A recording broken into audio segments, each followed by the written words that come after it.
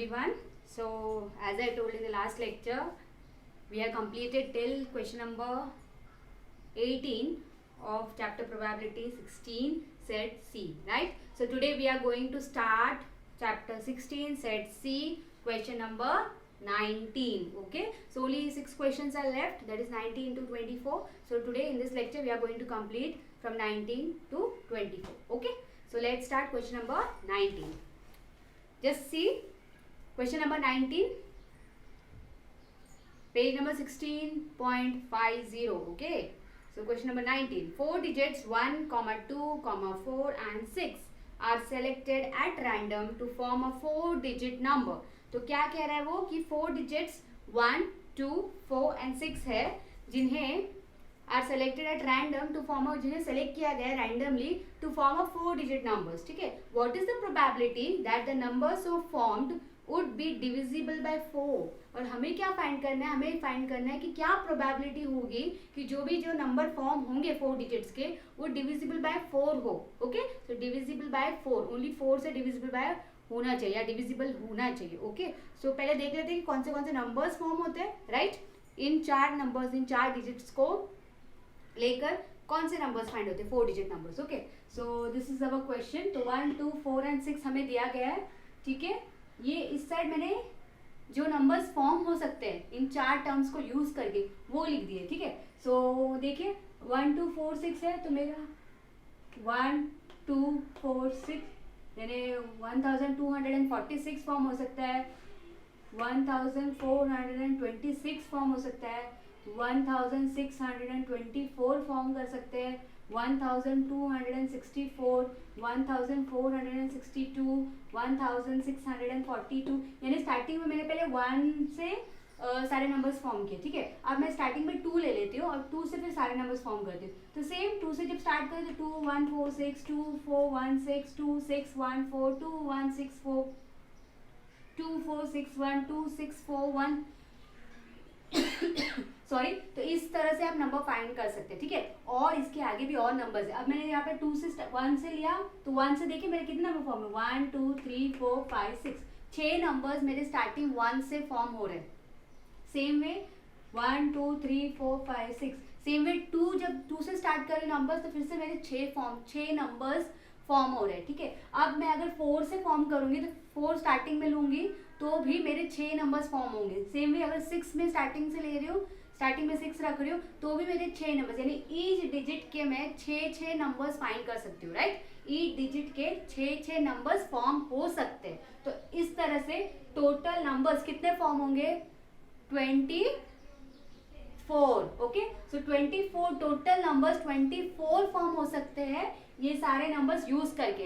अगर आप 24 नंबर्स ये 4 डिजिट यूज करके फॉर्म कर सकते हो तो, बट हमें पूछा क्या गया, हमें सिर्फ इतना पूछा है कि कौन से नंबर होंगे जो डिविजिबल बाय 4 होंगे, क्या प्रोबेबिलिटी है कि जो नंबर्स होंगे वो डिविजिबल बाय 4 होंगे. राइट, तो अब सिर्फ मैं अब मैंने यहाँ पे पूरे नंबर्स नहीं लिखे, यहाँ पे मैंने अभी सिर्फ 12 नंबर्स लिखे और 12 नंबर्स फॉर्म हो सकते हैं. ठीक है, राइट, वो मैंने समझा दिया आपको कि कैसे हो रहे हैं. So by this we can form 24 numbers. Right, if you can just check it.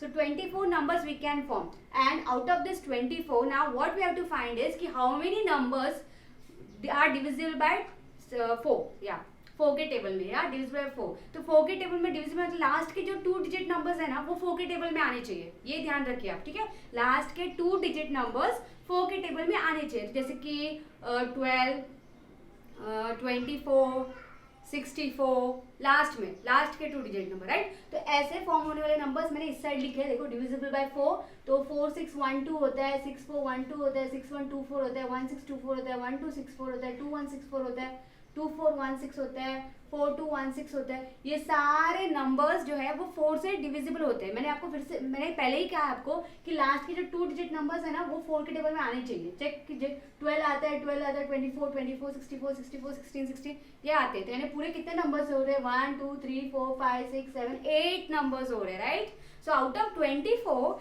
कितने नंबर डिविजिबल बाय 4 है, 8 नंबर्स. तो प्रोबेबिलिटी हम निकाल सकते हैं सिंपली सो टोटल नंबर 24 और यहाँ पे डिविजिबल है 4 के total number 8. So probability is equal to 8 upon 24 that is 1/3. 8 1 जा 8 3 जा. तो हमारा आंसर आ गया D, right, in your text book. C 1/3 is the correct answer for question number 19. Yes, समझ में आया? तो सिर्फ सिंपली उन्होंने 4 डिजिट नंबर्स दिए और कहा है कि क्या प्रोबेबिलिटी होगी ये जो नंबर फॉर्म हुए वो 4 से डिविजिबल हो. तो मैंने पहले तो निकाल लिया कि कितने नंबर्स में ये 4 डिजिट को यूज करके फॉर्म कर सकती हूँ. तो I can form 24 numbers. Okay, and out of this 24 numbers only 8 numbers can be divisible by 4. तो उस 8 नंबर्स को मैंने 24 से डिवाइड कर दिया. So I get the probability that is 1/3. Okay, so answer is D. Is this clear? Okay. Now question number 20. See, the probability distribution of random variable x is given below. The probability distribution of random variable x is given below. अभी आपको variable x दिया गया है और probability distribution भी दिया गया है. तो x 1 2 4 5 6 और प्रोबेबिलिटी 0.15 0.25 0.20 0.30 0.10 दिया है. ओके, अब वो पूछ क्या रहा है, what is the standard deviation of x. Standard division form करना हमें, तो सिंपल, हम पहले भी कर चुके हैं ऐसे क्वेश्चंस. तो चलो स्टार्ट करते हैं. तो x मैंने ले लिया 1 2 4 5 6. प्रोबेबिलिटी मैंने ले लिया 0.15 0.25 0.20 0.30 0.10. करेक्ट.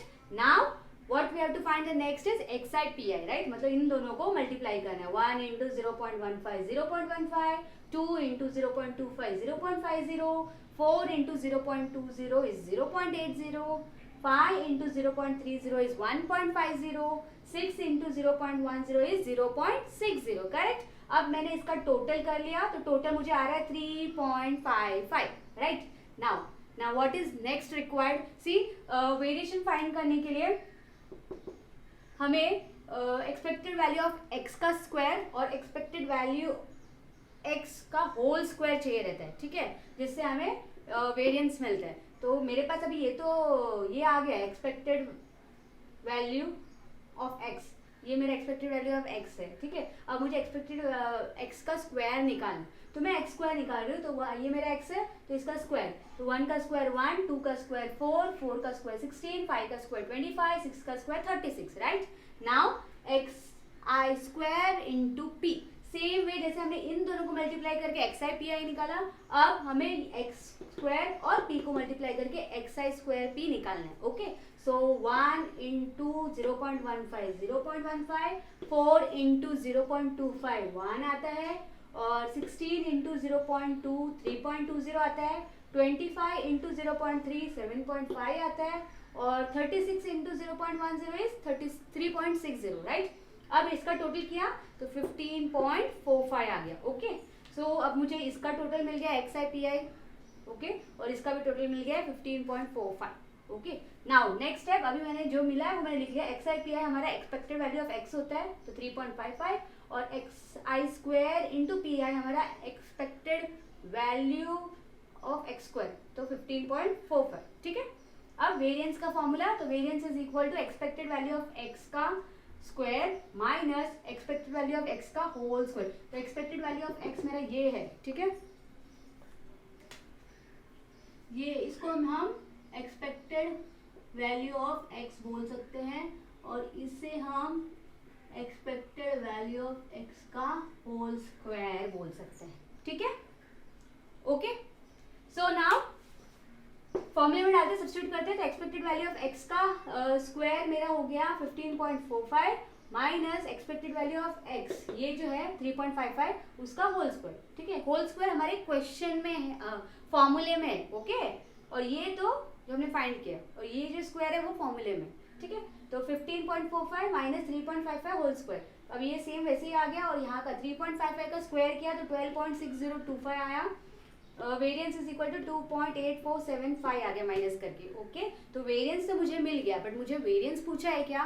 नो, मुझसे क्या पूछा गया है? स्टैंडर्ड डेविएशन फाइंड करने के लिए पूछा गया है. तो स्टैंडर्ड डेविएशन का फॉर्मूला क्या होता है? वेरिएंस का स्क्वायर रूट, राइट, सिंपल. तो standard deviation is equal to square root of variance, तो is equal to square root of 2.8475 लिख दिया. अब जब मैं स्क्वायर रूट हटाऊंगी, यानी इसका स्क्वायर रूट हटाऊंगी, तो मुझे 1.687 आ रहा है. जो कि क्लोज टू 1.69। ओके, तो आपको स्क्वायर रूट हटाना तो आता है, यस, कैलसी पे भी है और उसका मेथड भी आता होगा। तो यहाँ पे स्टैंडर्ड डिविएशन आपका 1.69 आ गया। Okay, so your answer is C for question number 20। Hope you understood. कुछ टफ नहीं था इसमें, ऐसे सम हम पहले भी कर चुके हैं। उन्होंने हमें x दिया और प्रोबेबिलिटी दिया है, तो पहले हमें xi pi फाइंड करना है इन दोनों को मल्टीप्लाई करके, ठीक है, वो हो गया। फिर हमें x का स्क्वायर निकालना है, फिर उस x के स्क्वायर को फिर से प्रोबेबिलिटी से मल्टीप्लाई करना है, तो हमें xi स्क्वायर p मिल जाएगा। बस फिर उन दोनों को माइनस करना है, तो हमें स्टैंडर्ड डिविएशन मिल गया और उसका स्क्वायर रूट हमें वेरिएंस मिल गया और उसका स्क्वायर रूट हमें स्टैंडर्ड डिविएशन मिल गया। Okay, clear? So your answer is option C. Now next question number 21। See question number 21 हम पहले कर चुके, थोड़ा सा चेंजेस है इसमें, ठीक है, देखते हैं। A packet of 10 electronic components is known to include 3 defectives। तो एक 10 electronic का components है जिसमें 3 defective pieces है। If 4 components are selected from the packet at random, अगर हमें 4 components select करने हैं उस पैकेट में से, what is the expected value of the number of defective? तो expected value क्या होगा number of defective pieces का? ओके, सिर्फ expected value of defective pieces कहा गया है। तो हम पहले वाले सम में हमने उसको लेंथी सॉल्व किया था, मैं आपको अभी शॉर्ट में बता रही हूँ। शॉर्ट में जब भी एक्सपेक्टेड वैल्यू ऑफ डिफेक्टिव का पूछा ना, what is the expected value of the number of defective, तो हम शॉर्ट में कर सकते हैं कि कितने इसकी डिफेक्टिव वैल्यू की प्रोबेबिलिटी हमें कैसे मिलेगी। 3 डिफेक्टिव पीस है, आउट ऑफ टोटल कितने हैं 10, तो 3/10 करेंगे तो हमें एक्सपेक्टेड वैल्यू मिल जाएगी डिफेक्टिव पीसेस का, राइट। तो उसको हम किससे मल्टीप्लाई करेंगे, कितने कंपोनेंट चाहिए हमें पूरे, तो 4 चाहिए, तो 4 इंटू वो करेंगे तो हमें इसका आंसर मिल जाता है। ठीक है, लेट्स स्टार्ट। सो टोटल हमारे पास 10 है, डिफेक्टिव हमारे पास 3 है, तो नॉन डिफेक्टिव हमारे पास 7 हो गए। अब अगर हम लॉन्ग कट में अगर देखें तो 4 कंपोनेंट सेलेक्ट करना है हमें, तो अगर ये डिफेक्टिव समझ लीजिए और ये जो नॉन डिफेक्टिव पी मैंने लिख दिया, ठीक है, या आप इसको डिफेक्टिव और ये नॉन डिफेक्टिव। ओके, तो अगर मैं 0 डिफेक्टिव वाले पीस सेलेक्ट करती हूँ तो नॉन डिफेक्टिव मुझे 4 सेलेक्ट करने पड़ेंगे, या डिफेक्टिव 1 सेलेक्ट करती हूँ तो नॉन डिफेक्टिव 3 सेलेक्ट करने पड़ेंगे, या डिफेक्टिव 2 लेती हूँ तो यहाँ पे 2 लेना पड़ेगा, यहाँ पे 3 लेती हूँ तो यहाँ पे 1 सेलेक्ट करना पड़ेगा, राइट। फिर उसको हम फिर 3C0 इंटू 7C जो हमने किया था पहले क्वेश्चंस में कॉम्बिनेशन का, वो यूज़ करना पड़ेगा, ठीक है। बट यहाँ पर मैं अगर शॉर्ट में आपको बताऊँ तो शॉर्ट में हम कर सकते हैं probability is equal to see, ये 3 हमारा है अपॉन 10 लेंगे तो हमें expected value of defective pieces का मिलेगा, यानी 0.3 हमारा expected value of defective piece है, ठीक है, तो वो मिल गया। अब मुझे इससे क्या चाहिए, सॉरी ये प्रोबेबिलिटी मिल गई मुझे, डिफेक्टिव पीसेस की प्रोबेबिलिटी मिल गई। अब मुझे एक्सपेक्टेड वैल्यू फाइंड करना है, तो मेरे कितने कॉम्पोनेंट्स टोटल चाहिए मुझे 4, और मेरे पास प्रोबेबिलिटी कितनी है डिफेक्टिव की 0.3, तो मुझे अगर एक्सपेक्टेड वैल्यू चाहिए तो मुझे कितने कंपोनेंट्स है उसको डिफेक्टिव पीस की प्रोबेबिलिटी से मल्टीप्लाई करना होता है, ठीक है। तो एक्सपेक्टेड वैल्यू कैसे मिलेगा, expected value is equal to 4 into probability of defective pieces, तो 4 इंटू 0.3 तो आगे 1.20, और इसको हम ऐसे भी लिख सकते हैं 4 कंपोनेंट्स है, राइट, इंटू और कितने डिफेक्टिव पीस है 3, टोटल कितने 10, तो 3/10 इंटू 4, राइट, तो 12/10 इज इक्वल टू 1.2। सिंपल, ये शॉर्टकट है, शॉर्ट ट्रिक है।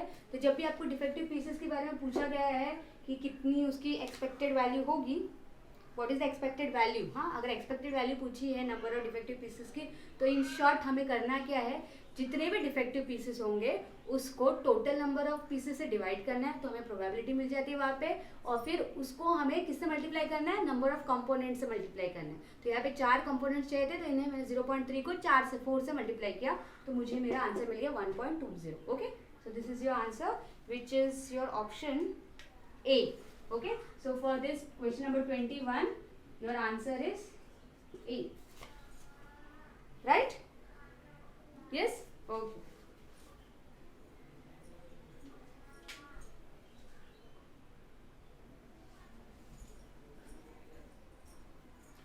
Okay, now question number 22. See, the probability that there is at least one error in an account statement prepared by 3 persons A, B and C are 0.2, 0.3 and 0.1 respectively. क्या कहा है? The probability that there is at least one error, जो statement उन्होंने prepare किया है, ठीक है, account statement जो उन्होंने प्रिपेयर किया उसमें जो एरर है, एटलीस्ट वन एरर है जिसकी प्रोबेबिलिटी उन्होंने दी है 0.2, 0.3, 0.1 respectively. If A B and C prepare 60, 70 and 90 such statements, यानी ये आपको x दे दिया है 60, 70 and 90 statement, then the expected number of correct statement. तो एक्सपेक्टेड नंबर फिर से आपको फाइंड करना है, EX फाइंड करना है. ठीक है, स्टेटमेंट्स क्या होगा, ओके, EX फाइंड करना है. तो let's start.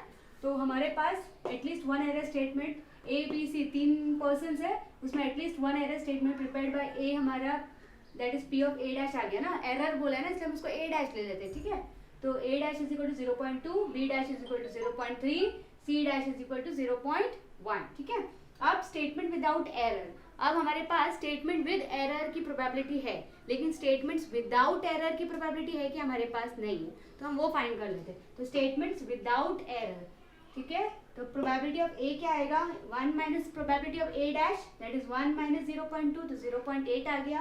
Probability of B क्या आएगा, 1 minus probability of B dash is equal to 1 minus 0.3, तो 0.7 आ गया. Same way probability of C क्या आएगा, 1 minus probability of C dash so is equal to 1 minus 0.1 जो कि 0.9 है. समझ में आया.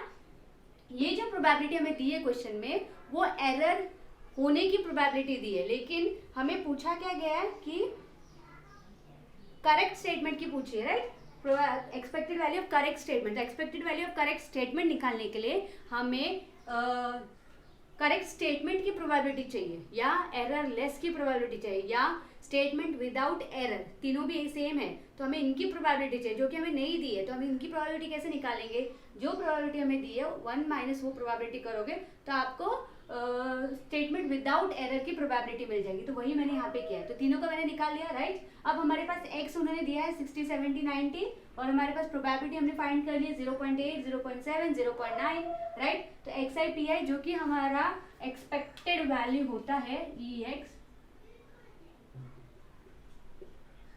ठीक है, तो वो हम फाइंड कर सकते हैं, राइट. तो 60 इंटू 0.8 48, 70 इंटू 0.7 49, 90 इंटू 0.9 81. तो तीनों को ऐड किया तो 178 जो है वो हमारी expected value of correct statements है, करेक्ट या ओके.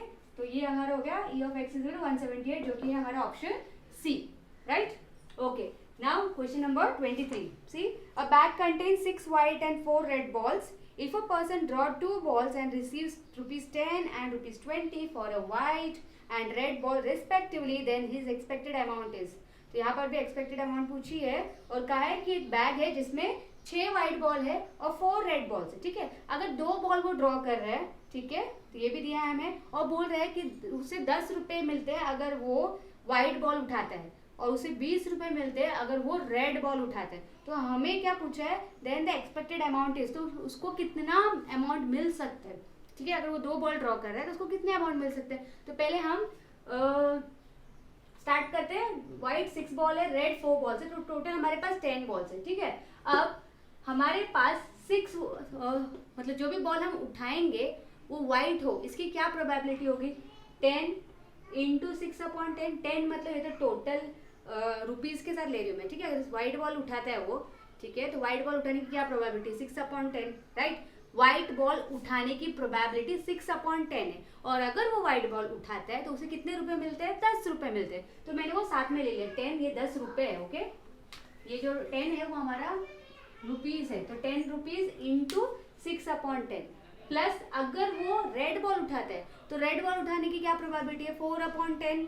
4/10 और कितने पैसे मिलेंगे अगर वो रेड बॉल हो तो 20 रुपीज मिलेंगे. तो 20 इंटू 4/10, तो यहाँ पे मेरा आया 6 और यहाँ पे मेरा आया 8, तो 6 + 8 14 हो गया. ये प्रोबेबिलिटी जो मैंने निकाली है, एक्सपेक्टेड अमाउंट जो मैंने निकाला है वो एक एक बॉल की निकाली है. ठीक है, एक एक बॉल, लेकिन उसने कितनी बॉल ड्रॉ की है, 2 बॉल ड्रॉ किए. तो अगर एक बॉल की 14 है तो उसका डबल हमारा 2 बॉल्स का हो गया, यानी 14 + 14 जो कि है 28. तो 2 बॉल्स है ड्रॉन, तो 2 इंटू 14 तो 20. यहाँ पे देखिए मैंने एक साथ इन शॉर्टकट मेथड में दोनों भी बॉल्स की एक्सपेक्टेड अमाउंट वैल्यू निकाली है.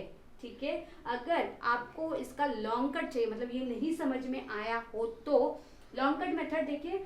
व्हाइट बॉल्स और रेड बॉल्स, ठीक है। तो हमें तो पता है कि व्हाइट तो 6 बॉल है और रेड तो 4 बॉल्स, लेकिन हमें कितने बॉल ड्रॉ करने हैं, सिर्फ 2 बॉल्स ड्रॉ करने। तो अगर मैं व्हाइट के 2 बॉल ड्रॉ करती हूँ तो रेड का मेरे पास कुछ भी नहीं होगा ड्रॉ करने के, 0, ठीक है। तो मेरे पास अमाउंट कितना हो जाएगा, व्हाइट का 2 बॉल्स है तो एक व्हाइट बॉल अगर वो निकालता है तो उसे कितने 10 रुपए मिलते हैं, ठीक है। तो 2 बॉल्स उसने व्हाइट के निकाले तो 2 इंटू 10 20 हो गया, और रेड बॉल 0 है तो 0 ही आएगा, तो पूरा अमाउंट उसको 20 मिला, ठीक है। अगर वो व्हाइट का एक बॉल निकालता है और रेड का एक बॉल निकालता है तो व्हाइट बॉल से उसे 10 रुपए मिले और रेड बॉल से उसे 20 रुपए मिले, तो पूरे मिला के 30 रुपए हो गए, करेक्ट। और अगर वो व्हाइट के 0 बॉल्स निकालता है और दोनों के दोनों बॉल्स वो रेड बॉल निकालता है तो व्हाइट के तो उसे 0 अमाउंट मिलेगा और रेड बॉल का उसे 20 इंटू 2, यानी दोनों रेड बॉल निकाले इसलिए 20 20 40 मिल गया, तो टोटल हो गया 40 रुपीज। तो ये हमारा एक्स हो गया, 20 30 40, ये एक्स हो गया। अब हम निकालते हैं प्रोबेबिलिटी। तो प्रोबेबिलिटी हम कैसे निकालेंगे, देखिए प्रोबेबिलिटी निकालने के लिए व्हाइट बॉल की अगर प्रोबेबिलिटी आप निकालने जाओ तो 6 बॉल में से हमें 2 बॉल्स निकाले मैंने, इंटू 4 रेड बॉल में से 0 बॉल्स निकाले, क्योंकि दोनों के दोनों मैंने यहाँ पे व्हाइट बॉल्स निकाले, तो 6C2 into 4C0 upon total amount आएगा, टोटल प्रोबेबिलिटी 10C2 है, राइट। 10 बॉल में से 2 निकालने, करेक्ट। तो ये एक का आ गया 1/3 प्लस 6, अगर 1 में व्हाइट बॉल निकाल रही हूँ तो तीनों सम्स को मैं एक एक बता रही हूँ एक एक बार। अगर व्हाइट बॉल एक निकाल रहा है रेड बॉल एक निकाल रहा है तो व्हाइट का क्या आ जाएगा 6C1 into 4C1, right. 6C1 into 4C1 upon तो सेम 10C2 ही आएगा। अभी तीसरे केस में व्हाइट बॉल 0 निकाल रहा है तो 0 का 6C0 इंटू रेड बॉल 2 निकाल रहा है तो 4C2, 6C0 into 4C2 upon 10C2 same है। तो इन तीनों को सॉल्व करके मेरा 1/3 8/15 2/15 आ गया। तो ये मुझे मिल गई प्रोबेबिलिटी और मेरे पास x है 20 30 40। तो फिर से आप 2 कॉलम निकालोगे, एक x की और एक प्रोबेबिलिटी की, तो 20 30 40 x के कॉलम में आ जाएगा और प्रोबेबिलिटी p के कॉलम में 1/3 8/15 और 2/15। और उसके बाद आप एक्सपेक्टेड अमाउंट के लिए XI PI करोगे, XI PI आप x इंटू पी करोगे तो XI PI मिल जाएगा और उसका टोटल आपका आंसर होगा, ठीक है। तो इस क्वेश्चन का आंसर इन शॉर्ट ये है, और लॉन्ग कट करने जाओ तो इस मेथड में आप कर सकते हो, ठीक है। तो 28 आपका आंसर है जो कि है ऑप्शन डी, ठीक है।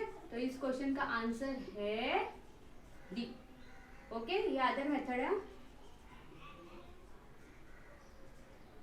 अदर मेथड, ठीक है। तो सेम क्वेश्चन 23 का ये लॉन्ग कट मेथड है और ये short method, okay. Now let's move to question number 24, the last question of this exercise. The probability distribution of a random variable is as follow. Same दिया है, x दिया है, p दिया है, आपको फाइंड क्या करना है, वेरिएंस फाइंड करना है, ठीक है। बस इतना सा डिफरेंस है कि यहाँ पे आपको k में दिया है, कांस्टेंट वैल्यूज में दिया है। तो लेट्स स्टार्ट। सो x तो मेरे पास है 1 2 4 6 8, ओके।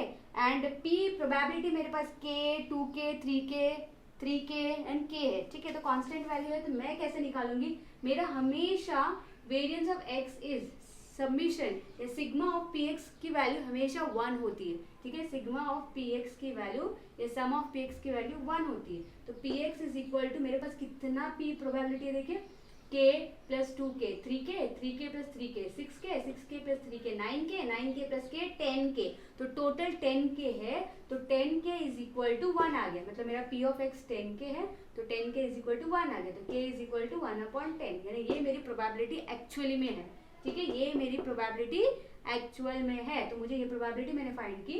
तो k का मेरा 1/10 आ गया, 2k का मेरा 2/10 आ गया, 3k का मेरा 3/10 आ गया, फिर से 3k का 3/10 आ गया और k का 1/10 आ गया, ठीक है। तो ये मेरी प्रोबेबिलिटी मिल गई। नेक्स्ट मुझे क्या करना है, XI PI फाइंड करना है एज यूजुअल, ठीक है। तो मैं 1/10 इंटू 1 करूंगी तो 1/10 आया, 2/10 इंटू 2 करूंगी तो 4/10 आ रहा है, 3/10 इंटू 4 करूंगी तो 12/10 आ रहा है, 3/10 इंटू 6 करूंगी तो 18/10 आ रहा है, एंड 1/10 इंटू 8 करूंगी तो 8/10 आ रहा है। तो इसका टोटल एक्सपेक्टेड वैल्यू मेरी हो गई 43/10।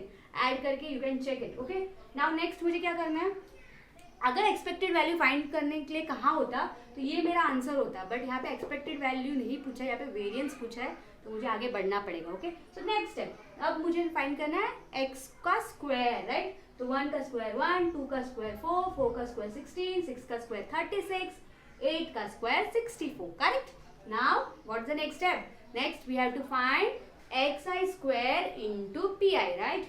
So बस multiply कर दो अभी. 1 into 1 upon 10, 1 upon 10 आया. 4 into 2 upon 10, 8 upon 10 आ गया. 16 into 3 upon 10, 48 upon 10 आ गया. 36 into 3 upon 10, 108 upon 10 आ गया. 64 into 1 upon 10, 64 upon 10 आया. And total of this is 229 upon 10. 229 upon 10, 229 upon 10 हमारा हो गया expected value of x का square. Okay, now as usual we know the formula, so let's put the answer in the formula or values in the formula, not the answer, values in the formula. So variance is equal to expected value, that is e of ex का square, I mean not ex का square,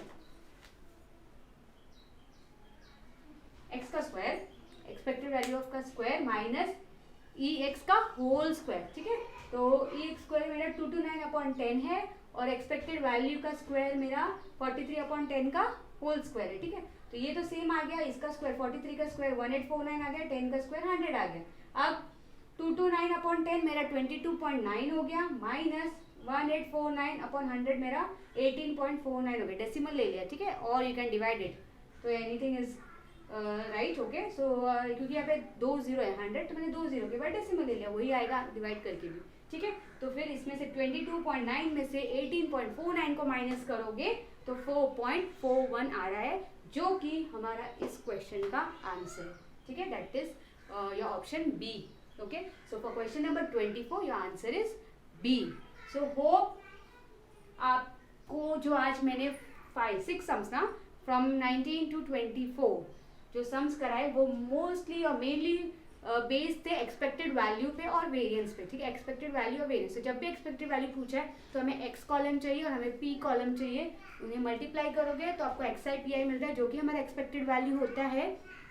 और अगर हमें variance चाहिए तो हमें 2 मोर और columns उसमें ऐड करने पड़ते हैं. एक्स का स्क्वायर फाइंड करना पड़ता है, फिर एक्स का स्क्वायर इंटू पी करना पड़ता है, and then we have to put the formula of variance. ठीक है, तो आज के 6 क्वेश्चंस में हमने मोस्टली इन्हीं के बारे में सीखा है. ओके, एक्सपेक्टेड वैल्यू या एक्सपेक्टेड अमाउंट कैसे फाइंड करते हैं and how to find the variance and standard deviations. Right, so hope guys you understood this. Okay, so just practice it and we will meet in the next lecture. Thank you.